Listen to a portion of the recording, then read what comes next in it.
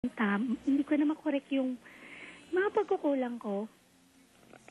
Sorry talaga. Sorry sa lahat.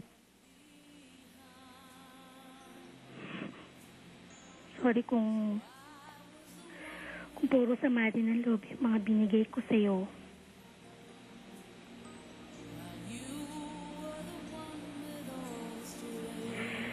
Basta, sorry sa lahat. Yun lang ang pwede ko masabi. Matawad kung ano man mga pagkukulang ko.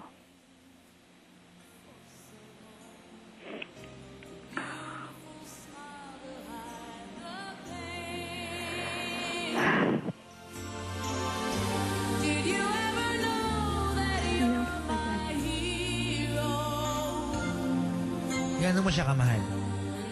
Mahal ko siya, Papa Jack. Mahal na mahal. Sabihin mo sa kanya. Mahal na mahal kita. Sana lang maging maayos. Kung saan ka man naroon, sana mapatawad mo rin ako.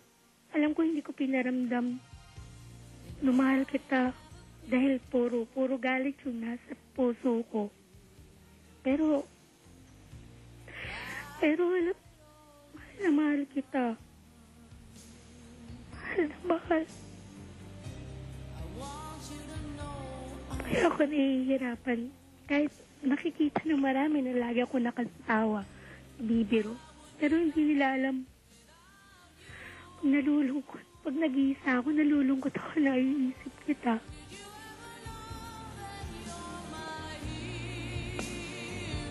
Ang hirap mag-isa bilang magulang ng mga bata.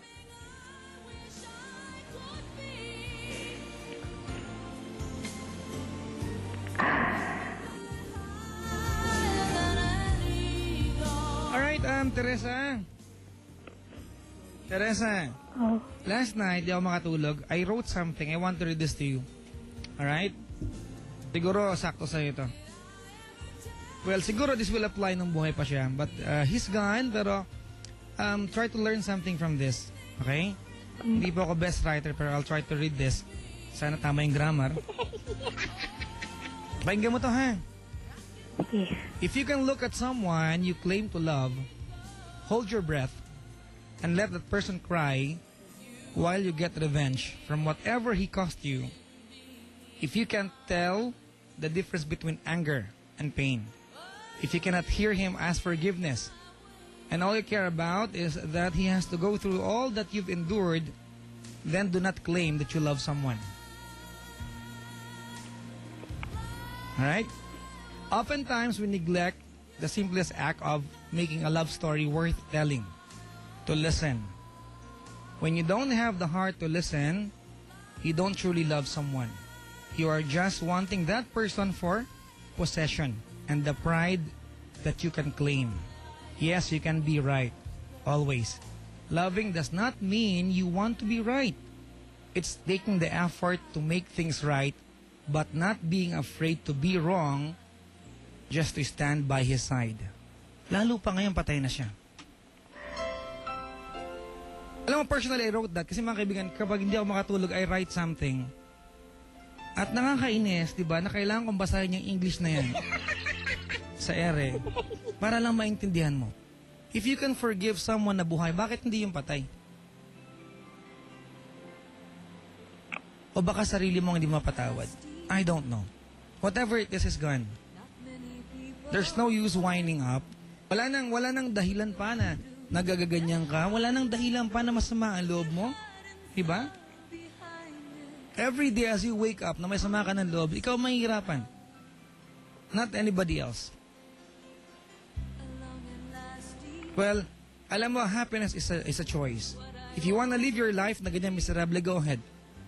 It will not affect other people. Maybe few people around you maapektuhan. Choice mo yan. And go ahead. Spend your life na miserable ka. Alam mo, ito lang natatangahan na ako sa'yo. Pero gusto ko na intindihin.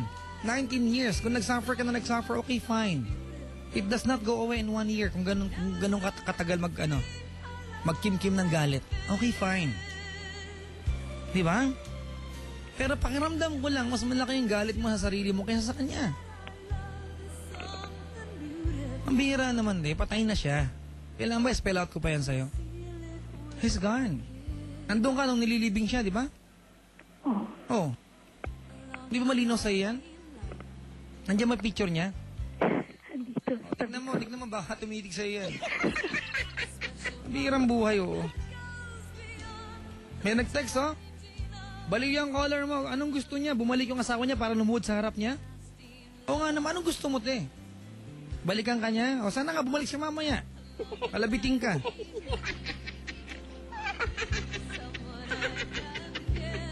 Sana nga.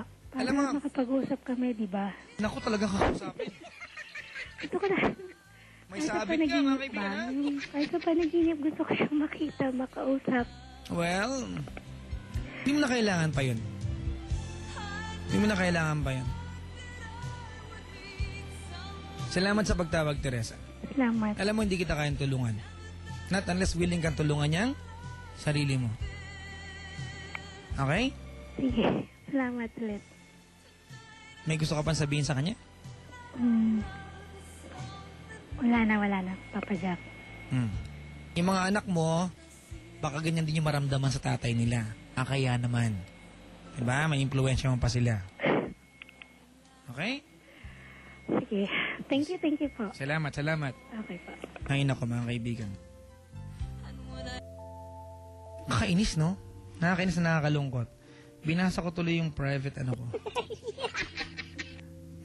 Kagabi to, mga kaibigan, basahin ko nga iba para may iba naman, may binabasa tayo. Ito naman, mga kaibigan, a few months ago to. Learn to respect your partner's patience and anger, frustrations and desires, weaknesses and failures. For you truly love someone when you love his being human than wanting your partner to be your fantasy, and that he or she should be or become, for he never will be that person. Translation, mahalin mo siya kung ano siya. Yun lang po yung one line lang. Gulo. Gulo na sa color natin. Sa mga nila lang po, mga kaibigan, na kasama yung mga partners nila, mga asawa nila, if you still have the chance na humingi ng tawad, itama yung mga pagkakamali na nangyayari ngayon, nakapagsiltangan na masakit, di ba? Hindi mo sinasadya, pero nasabi mo na. At pride lang nagpapairal kung bakit di ka makahingi ng sorry, you still have the chance. You will never know the last time you can tell that person na mahal mo siya. Diba? Bukas makalaw, malay mo, wala na yan. Maigli lang po ang buhay, mga kaibigan.